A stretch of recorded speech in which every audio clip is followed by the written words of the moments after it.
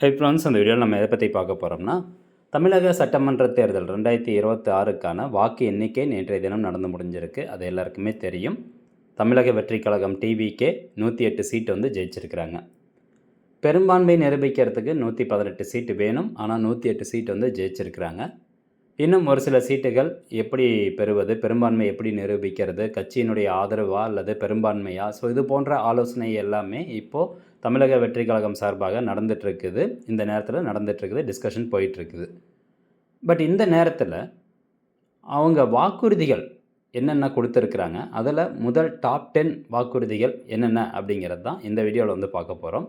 அதே மாதிரி டிவிகே தலைவர் திரு விஜய் அவர்கள் சிஎம் சீட்டில் அமர்ந்த பிறகு எந்த 3 திட்டத்தில் முதல்ல கையெழுத்திட போகிறாரு அப்படின்னு அவரே சொன்ன ஸ்கீம்லாம் எது அப்படிங்கிற தகவல் இந்த வீடியோவில் வந்து பார்க்க போகிறோம். நிறைய பேருக்கு இந்த வீடியோவை ஷேர் பண்ணிவிடுங்க. ஓகே, டாப் 10 அப்படின்னு பார்க்கும்போது முதலாவதாக பெண்களுக்கு தங்கம், அதாவது ஏழை பெண்களுக்கு திருமண உதவியாக 1 சவரன் 8 கிராம் தங்கம் மற்றும் நிதியுதவி வழங்கப்படும் அப்படின்னு சொல்லியிருந்தாங்க. ரெண்டாவது, இலவச மின்சாரம், மாதம் 200 யூனிட் வரை இலவச மின்சாரம் வழங்கப்படும். இது வந்து 2 மாதத்துக்கு ஒரு தடவை கிடையாது, ஒவ்வொரு மாதமும் 200 யூனிட் வரை இலவச மின்சாரம் வழங்கப்படும் அப்படின்னு சொல்லியிருக்கிறாங்க. ஆண்டு நிதியுதவி அப்படிங்கிற பேரில் தகுதியுள்ள பெண்களுக்கு ஆண்டுக்கு 15,000 நிதியுதவி நேரடியாக வங்கி கணக்கில் செலுத்தப்படும். அதே மாதிரி கல்வி கடன் ரத்து அப்படின்னு சொல்லியிருக்கிறாரு. மாணவர்களின் நீண்ட நாள் கோரிக்கையான கல்வி கடன்கள் முற்றிலும் ரத்து செய்யப்படும் அப்படின்னு சொல்லியிருக்கிறாங்க. வேலைவாய்ப்பு, வேலையில்லா பட்டதாரிகளுக்கு மாதந்தோறும் உதவித்தொகை மற்றும் அரசு பணிகளில் முன்னுரிமை வழங்கப்படும். ஆறாவதாக பார்த்திங்கன்னா மருத்துவ காப்பீடு, உயர்தர சிகிச்சைக்காக ஒவ்வொரு குடும்பத்திற்கும் ஆண்டுக்கு 25 லட்சம் வரையிலான மருத்துவ காப்பீடு வழங்கப்படும் அப்படின்னு சொல்லியிருக்காங்க. விவசாயிகள் நலன் பொறுத்த வரைக்கும் நெல் மற்றும் கரும்புக்கு கூடுதல் கொள்முதல் விலை மற்றும் விவசாய கடன் தள்ளுபடி செய்யப்படும் அப்படின்னு சொல்கிறாங்க. இப்போ 5வதாக அந்த வேலையில்லா பட்டதாரிகளுக்கு மாதந்தோறும் உதவித்தொகை அப்படிங்கிற பட்சத்தில் 4,000 ரூபாய், ஒவ்வொரு மாதமும் 4,000 ரூபாய் வழங்கப்படும் அப்படின்னு சொல்லியிருக்காங்க.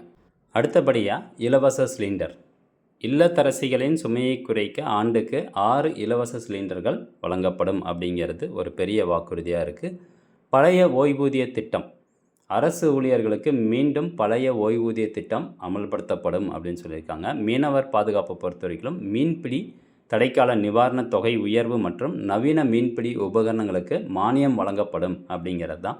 ஸோ இதுதான் டாப் 10 வாக்குறுதிகள். இதை தவிர இன்னும் நிறையா வாக்குறுதிகள் வந்து கொடுத்துருக்காங்க. பட் மக்கள் மத்தியில் இந்த வாக்குறுதிகள்லாம் எப்படி வந்து நிறைவேற்ற போகிறாங்க, இதுக்கான ஃபண்டு எங்கேருந்து கலெக்ட் பண்ண போகிறாங்க அப்படிங்கிற பல்வேறு கேள்விகள். அதே மாதிரி நிறைய பேர் வந்து கால்குலேஷன்லாம் போட்டு பார்க்குறாங்க. உதாரணத்துக்கு மாதத்துக்கு 2,500 ரூபா கொடுத்தா வருஷத்துக்கு எவ்வளோ ஆகும், எத்தனாயிரம் கோடி ஆகும் அப்படிங்கிற மாதிரியான கால்குலேஷன் எல்லாமே போயிட்டுருக்குது. இதெல்லாம் ஒரு பக்கம் இருக்க, இன்னும் ஒரு சில பொதுமக்கள் என்ன சொல்கிறாங்கன்னா, எங்களுக்கு இலவசமே வேண்டாம், ஆனால் முக்கியமாக இந்த டாஸ்மாக் கடையெல்லாம் வந்து மூடணும், அதே மாதிரி அத்தியாவசிய பொருட்களினுடைய விலைவாசிகள் எல்லாமே உயராமல் தடுக்கணும். ஸோ இது போன்ற நிறையா கருத்துக்கள் வந்து பொதுமக்கள் தரப்புலேருந்து வந்துட்டுருக்குது. ஸோ இதெல்லாம் எப்படியெல்லாம் போக போகுது அப்படிங்கிறத நம்ம பொறுத்திருந்து பார்க்கலாம். ஓகே ஃப்ரெண்ட்ஸ், மீண்டும் அடுத்த ஒரு நல்ல பதிவில் சந்திக்கலாம். நன்றி, வணக்கம்.